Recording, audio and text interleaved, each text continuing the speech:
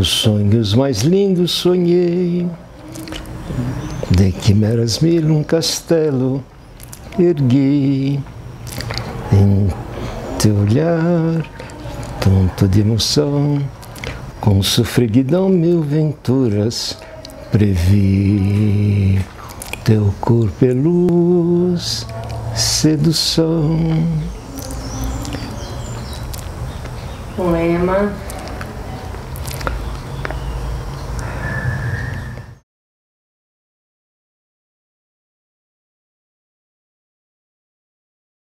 As piadas são repetidas, conta-se uma piada, depois a outra na sequência, repete, chama para a mesma coisa mais de uma vez, né? Então o começo é muito leve, mas as pessoas próximas que acabam tendo essa percepção. A gente começou a ver alguma devagação aí, uma torneira aberta, um bico de fogão também, uma porta de geladeira, coisas assim, e ela dirigia. Ele começou a falhar a memória. Eu mandava pagar a conta de luz, ele dava o dinheiro para os outros e voltava a conta de luz sem pagar. E foi várias vezes repetindo.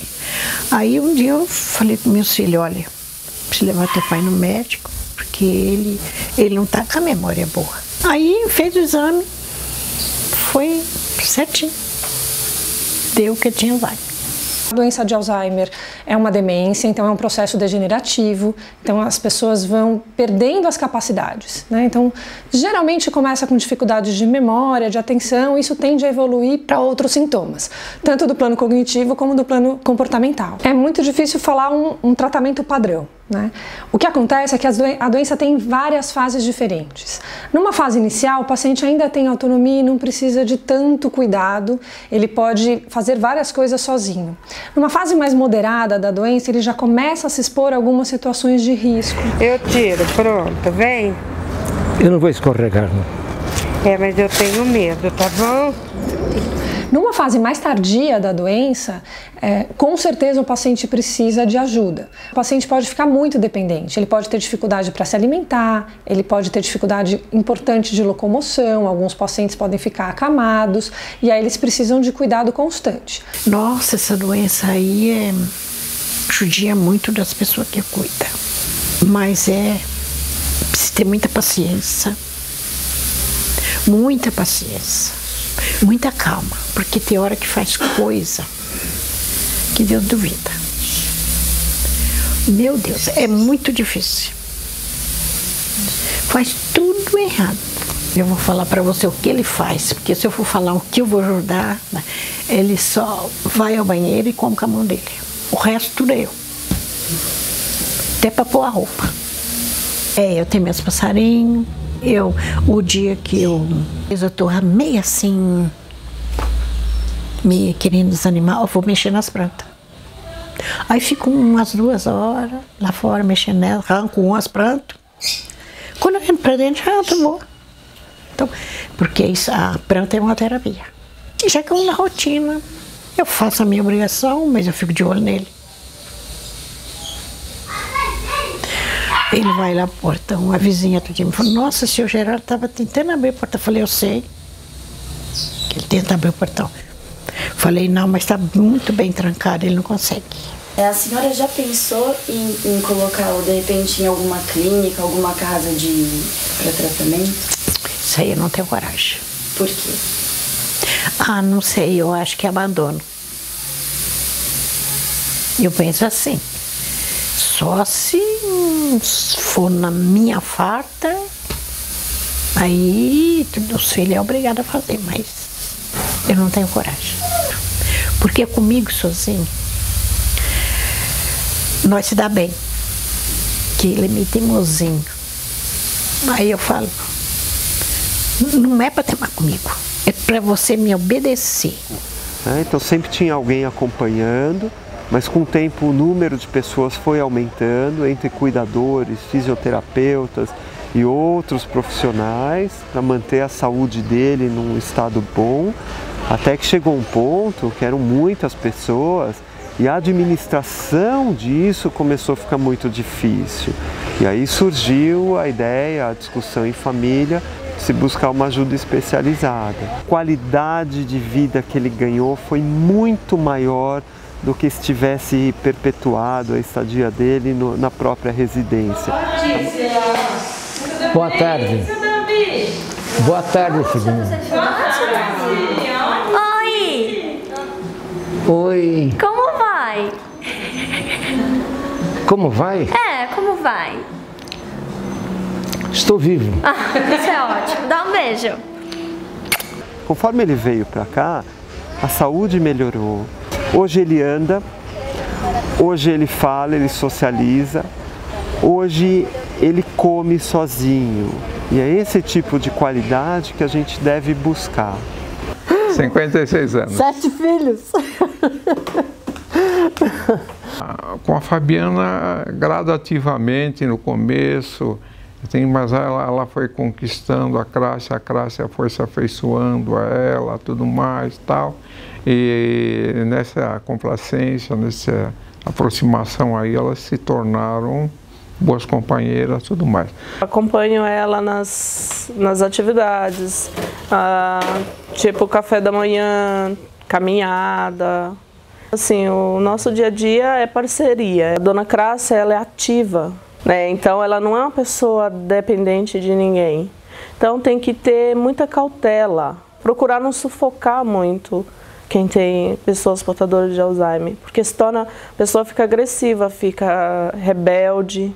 E ela sempre diz, comigo está tudo bem, eu sou um pouco esquecidinha só. Então isso ela fala assim, isso sempre. Sempre fui. Desde pequena. Para o cuidador, que tem um grau de parentesco bastante próximo, eu acho que é difícil, mas é comigo que ela dorme.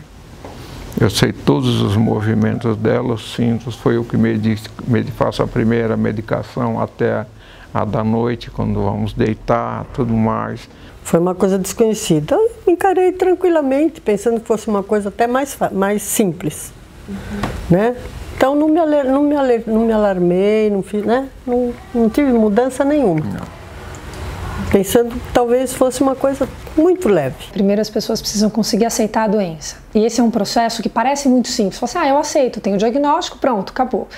O processo de aceitação é um processo lento, difícil, porque ter alguém com doença de Alzheimer significa que essa pessoa vai ter uma mudança de papel na família, significa que as relações vão ficar diferentes e as pessoas não estão acostumadas com isso. Então o primeiro processo é conseguir aceitar toda essa mudança, aceitar a perda e aprender a conviver com os sintomas. E é impossível fazer isso sozinho. O sofrimento da família ele é muito variável, né? Então existem famílias que muitas pessoas auxiliam. Né? Existem famílias que tem um cuidador que fica muito sobrecarregado. Né? Então, ter alguém com quem dividir o cuidado para poder ter outros momentos, porque a pessoa faz um esforço enorme, o cuidador ele se desdobra para conseguir cuidar do paciente, é um trabalho muito pouco reconhecido e principalmente pelo paciente. Um paciente que já perdeu a memória, né, já não reconhece os próprios familiares, ele já está bastante comprometido e muito provavelmente ele não tem crítica sobre o próprio desempenho e nem sobre o empenho do familiar em relação a cuidar dele, né? O que significa que ele não liga muito. Já aconteceu dele esquecer da senhora alguma vez? Já. Assim? Nossa, ontem mesmo ele falou assim, nossa, a Maria saiu e não voltou. Aí eu falei, que Maria? A minha esposa. Falei, mas quem sou eu então? Ah, não sei. Você é uma senhora que trabalha aqui. Falei, mas é demais. Mas esquece. Às vezes tem hora que ele não conhece os filhos. Ele confunde. Ele se mistura. É um é mais que o outro. O cuidador precisa lembrar pelos dois, né, e cuidar pela história. Então, os cuidadores mais dedicados e que menos se estressam, inclusive, são aqueles que tiveram uma qualidade de relação melhor com os pacientes. Porque sabe que está cuidando pela história que essas pessoas viveram juntas. Sei, eu não tenho preocupação nenhuma. Não sei se é que meu marido também é muito atencioso e tudo, então eu sei que eu estou na mão dele também. Ele é muito inteligente. Tem uma inteligência pai d'éguas, então eu estou tranquila e tomo as atitudes. É uma realidade, temos que enfrentar a realidade, procurar da melhor forma fazer tudo, ser bastante complacente, ser bastante tolerante, ser bastante de ouvidos mocos às vezes. Todas essas coisas aí são importantes porque o paciente ele está num estado dele de situação de um problema. Nós não estamos. E tudo que ele faz é de uma forma involuntária. Costumo dizer para ela que nós conversamos muito. E ela fica aí, que vocês estão falando de mim? Ela fica... Você vai me pagar. Estou abrindo meu coração, coisas que ela... Estou abrindo meu coração, né? Então, a Fabi comenta qualquer coisa, então eu digo para a Fabi, é do jogo. Todos os filhos visitam, todos os filhos estão presentes todas as semanas e a gente com isso nota também que ele fica bastante alegre quando a gente vem e essa alegria perpetua, né? Isso é muito interessante, não é só momentâneo. Embora a perda de memória, a fixação da memória seja ruim, a alegria ela sempre fica por mais tempo quando a gente está pertinho dele. Porque independente de todas as situações possíveis, as preocupações, aí as dificuldades, ainda nós convivemos como marido e mulher. Nós estamos sempre juntos e nos completamos em todos os aspectos.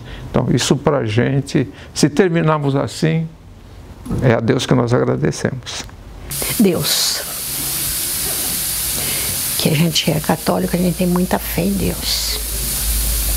Então, pego na mão de Deus e falo, Senhor, me dê força. É a única força que a gente arruma. Teu corpo é luz, sedução, poema divino cheio de esplendor. Teu sorriso quente nebria me encantece, és fascinação, amor.